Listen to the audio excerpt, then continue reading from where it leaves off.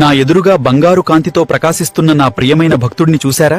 ఈ పవిత్రమైన శనివారం నాడు నా దివ్య ఆశీస్సులు ఈ భక్తుడికే సొంతం. ఈ శనివారం నుంచి మీ జీవితం ఒక అద్భుతమైన మలుపు తిరగబోతోంది.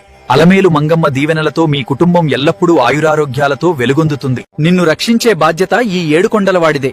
నీవు మొదలుపెట్టే ప్రతి పనిలోనూ నేను వెన్నంటి ఉండి దారి చూపిస్తాను. ఇక నీ జీవితంలో అన్నీ శుభాలే. నాకు మోసం చేయడం మాత్రం రాదు, కానీ మోసపోవడం మాత్రం చాలాసార్లు జరిగింది.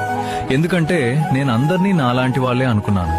మనసు పెట్టి నమ్మితే ఆ నమ్మకాన్ని కాపాడతారని అనుకున్నాను. కానీ జీవితం ఒక విషయం నేర్పింది. మనసు మంచిగా ఉంటే అందరూ మంచివాళ్లు కారని. మనం నిజంగా ప్రేమించే వాళ్లే కొన్నిసార్లు మనల్ని ఎక్కువగా బాధ పెడతారు. ఇప్పుడు నేర్చుకున్న ఒక నిజం ఏంటంటే, ఎవరిని నమ్మాలో, ఎవరికి దూరంగా ఉండాలో జీవితం నేర్పుతుంది. కొంచెం ఆలస్యంగా అయినా చాలా గట్టిగా నేర్పుతుంది. మోసం చేసిన వాళ్ళని కాదు, నమ్మిన మనసునే జీవితం పరీక్షిస్తుంది.